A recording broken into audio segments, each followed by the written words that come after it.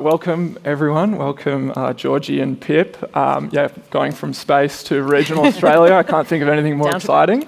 Let's get down to earth, as you said. I kind of want to jump right in and talk about, before we can move towards progress and solutions, we need to talk about a problem. Maybe starting with you, Georgie, but I'd love to hear from both of you. Can you talk about the barriers young women in regional communities face when it comes to pursuing STEM-related careers?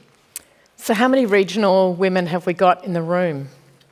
Fantastic. But I reckon that's one of the barriers, is actually access to the mentoring, the support, the scaffolding. I think living regionally, and I live on a cattle property, we're actually doing STEAM all the time.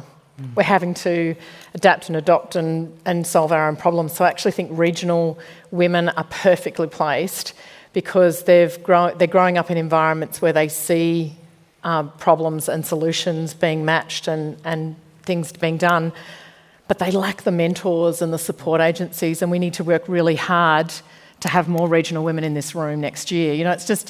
It is that support and networking and that incidental, you could do that. You could have a go. You could think outside the square. You could do something that hasn't been imagined before. So I think getting behind, and we've got some fantastic programs in regional Australia, but it's actually expanding those, making sure that the curriculum is recognising that those opportunities and technologies are available to them. That's a great point. Maybe we take Codes regional next that would be fantastic. or do it virtually. Yeah. We could. Why aren't we streaming this into some local libraries and having some local tech people, tech women, or STEAM women working with them locally, so you could build hubs. Even small groups. It would be fantastic to be able to take it regional. Absolutely, Pip. Well, I think it sort of starts on kind of career limiting belief systems. And so actually thinking about whether, we hear STEM, I don't think either of us has got a science or tech or engineering backgrounds, but we both connect a lot of science and technology to end users. And so not limiting what you think your careers are in regional areas. And obviously we have got a really fluid working infrastructure now. One good thing to come out of COVID is you can do a lot of things remotely now and no one can tell us we can't do it from a paddock. And so, I think just broadening what your ideas are of STEM careers, and also broadening what you think you can access in regional areas. And so I've run a lot of the rural women's programs that Georgie mentioned, and I run a lot of agricultural global tech events. And so I have had to talk more women into speaking opportunities than actually I've had on panels. I had a all-male panel once, and this beautiful scientist from Israel came up to me after. She goes, "Pip, I'm so disappointed in you. You had an all-male panel." I'm like, I tried to get 20 women on it, and I couldn't convince any of them to actually speak on this fintech panel because, one, they either had overload because they were juggling life, being mums, being career women, or they literally didn't think that they deserved to be there. I've never had that problem outside of women when convincing them that they're worth listening to. Say yes. It's a great one as well. I was going to ask about whether you think there's sufficient access, but it sounds like you do. Do you potentially, Pip, think that maybe it's a case of getting people in STEM who maybe studied in cities to go to regional areas and practice in regional areas instead? Yeah, so I'm here with a friend who grew up in Narrabri and she moved to Sydney. A lot of my rural friends moved into Sydney. There's a lot of metropolitan-raised women that are moving out to regional areas, and crazy little thing called love, but also property prices, right? And you can still get good coffee. Yeah. Great coffee now, guys. It's safe. And so, so I think, it comes to rethinking your career pathways, and actually these jobs can be done anywhere. And I think the company that I work at is a perfect example. We're based in Orange, New South Wales. Excellent shopping and restaurants, by the way. If anyone's been to Jumbled, Sonic, you could just move there just for that. And so we've got 40 microbiologists probably based out of our our labs around the world, but we've got so many people and brilliant women that have migrated because we've got the second biggest soils lab in Australia now, based in Orange. We've got the biggest fungi library based in Orange, that's regional, and so actually making sure that there's those opportunities for people to actually work in regional areas, and that follows investment. And I think there's the connectedness that COVID has brought forward is really visible now. But I first went online in 1996, so I have actually been working regionally for all but 2 years of my life, and have been juggling that. I had a fax machine, $3,500 fax machine I used to cart around with me. So there are so many possibilities, and I think we are limited by our thinking, and it is a bit of a female thing, and so I think there are so many opportunities regionally. There are really exciting companies in the ag tech space, but also, we'll talk about the medical with Royal Flying Doctor Service. You've got incredible careers. They're not all nursing and doctors. There's actually a whole lot of careers in other parts of the business. So you really are only limited by what you think you can participate in with STEAM, I think. Absolutely. And yeah, you mentioned the Royal Flying Doctor Service. Let's talk a bit about what you are both doing now. Pip, maybe can you give us a bit of an idea of what Loam does and how it will impact Australian agriculture in the future?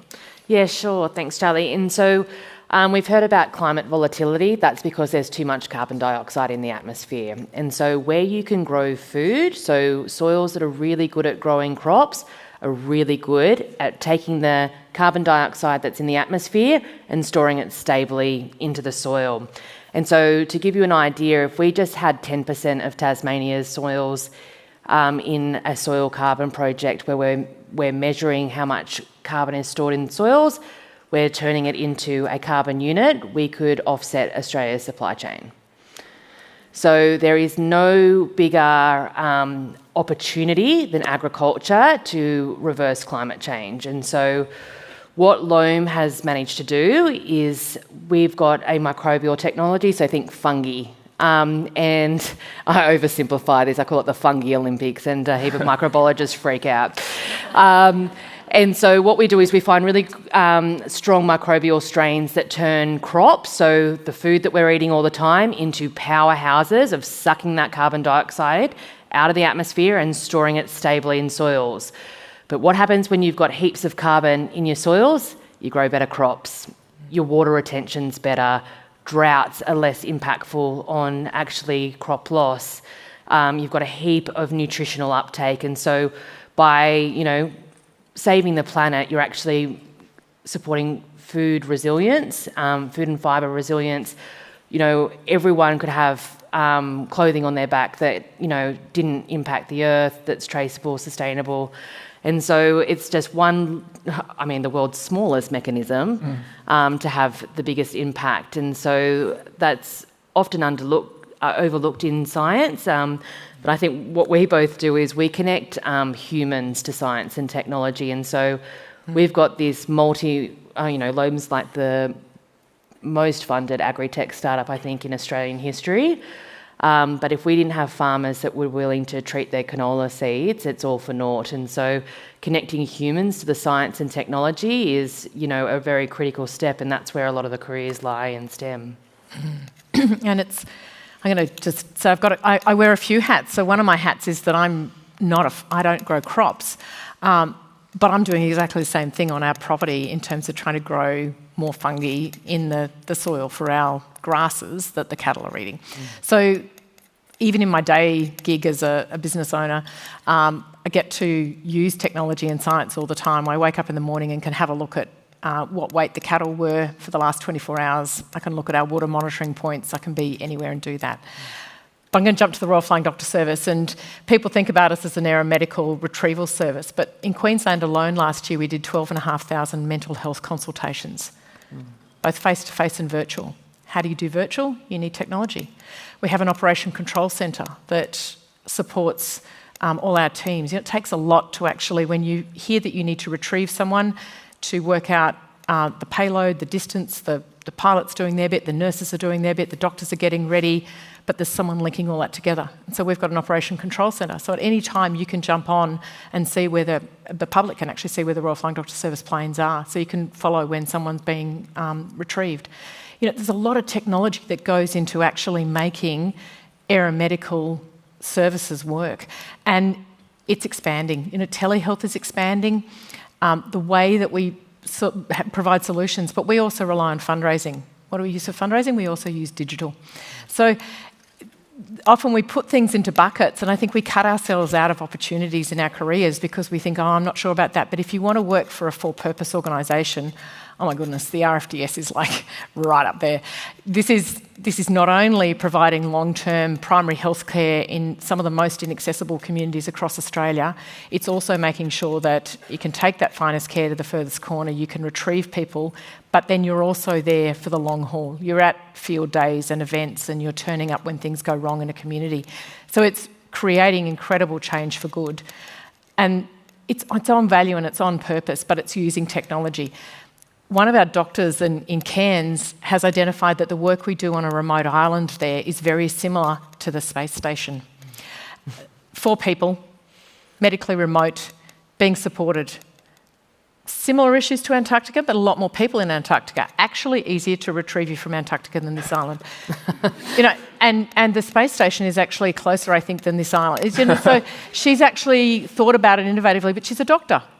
But she's now working with NASA on research projects around how to support people. These are people who underreport around psychosocial things. We're not going to be a problem. We're going to stay where we are for the 6 months. And now has got some people who've been deployed to Antarctica who've now been deployed to Willis Island so we can take out the temperature factors. It's just amazing. So in the space station, skin is the first thing that causes challenges. So she's working with NASA on how do we overcome some of those things. So technology is fantastic, but it's about the human element of it. And for me, the RFDS brings all those elements together and provides incredible employment opportunities. Please come and work with us.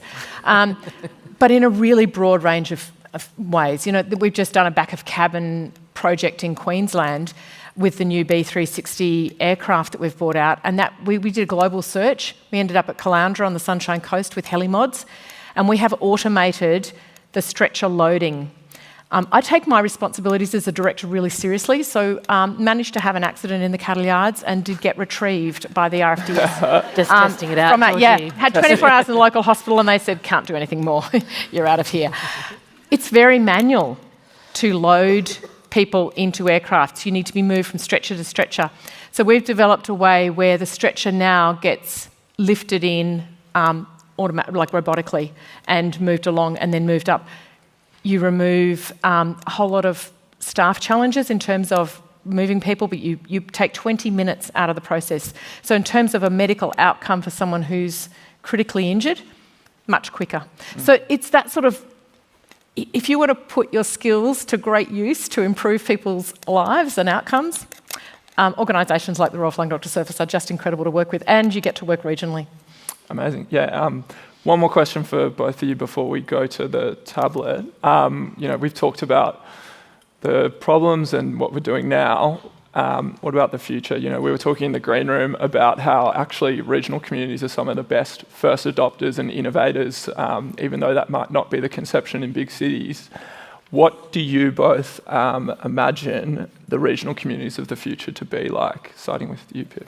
Well, I think that they'll start to be much more like microcosms of metropolitan areas, really. And so I think now that remote working is actually a reality, that's actually making it a lot easier for women who actually do want to live in rural areas to do their jobs from rural areas. And so we noticed a massive influx in Wagga of professionals during COVID. Everyone, who grew up in Wagga, they moved back to be able to, have more space, spend time with their families, particularly during lockdown, and some of them didn't leave. It's excellent. You can't rent a house in Wagga anymore and you can't buy one, but that's fine. We'll keep them there.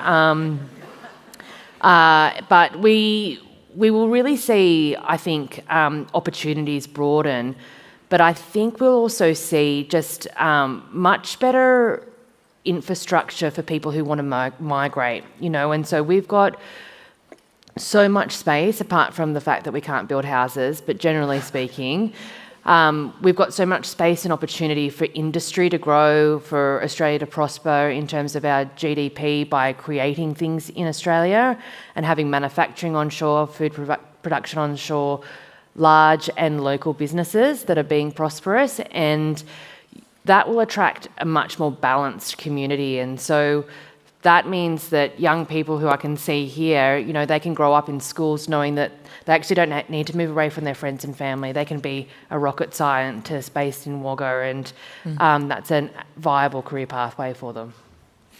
Yeah, and look, I agree. I think that rural communities are actually places that are incredibly accepting and really value diversity. And so they welcome people who want to come and be engaged in the community. You can also work across a really broad spectrum, but get involved. And I talk to people who've gone from a 45, 1 hour commute to a 2-minute commute, and they can go home for lunch if they want to.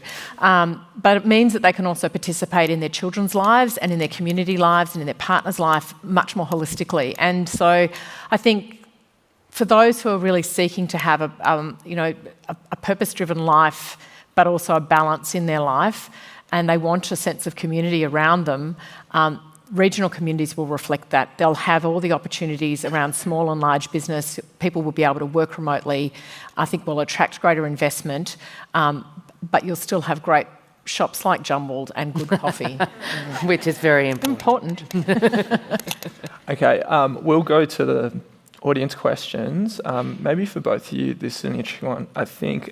Instilling confidence in younger girls is hard as it is, let alone younger girls in regional areas.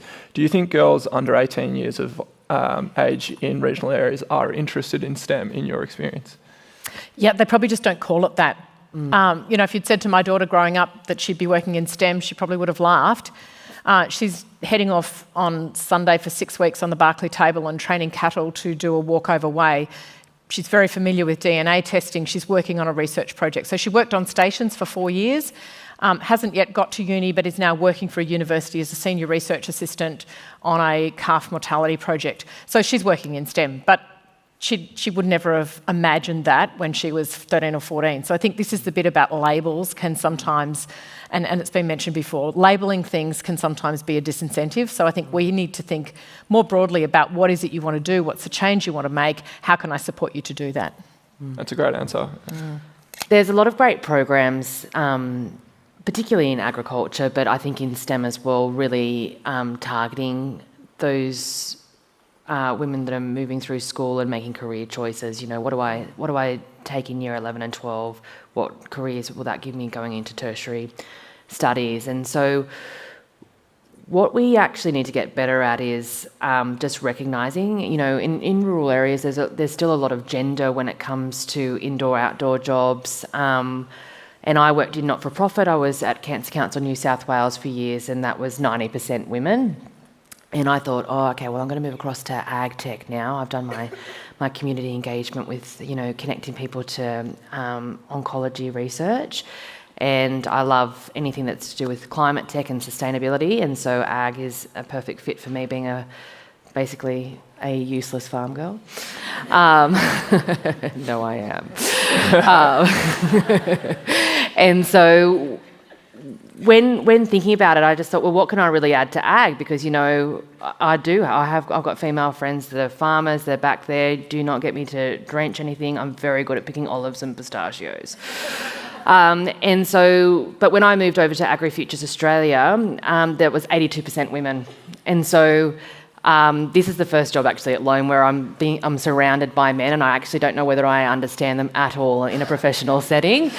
And so actually thinking, that is the career pathway for us, because I meet more women in agriculture than I do men, and they are doing excellent jobs. And I think, someone said it before, if you can't see it, you can't be it. And women being a lot more visible in, events like this, but just generally in mentoring and professional areas. And so AgriFutures, as I mentioned, there's a wonderful program called the Horizon Scholars. And so these are really high-performing students, and it's an ag program, but we are accepting people all the time from comms degrees, and but right down to robotics, engineering, law, because every element in industry and society needs diversity in skill sets and thinking. And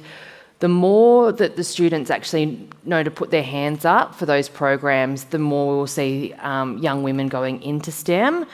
But it's fantastic to know that that's now a 70% female kind of program. That more and more girls putting their hands up every year because they are going to be high-performing professionals in ag. Amazing. I think we're just about out of time. I really want to ask this question, though, so if you maybe answer in one sentence. This one's from Eliza. How can women in non-regional areas be mentors to regional women in STEM? Yeah, so I think so it'd be great to connect with people. Certainly at the Royal Flying Doctor Service, I'd love to have more women who were available to do professional mentoring with women we've got working within the business.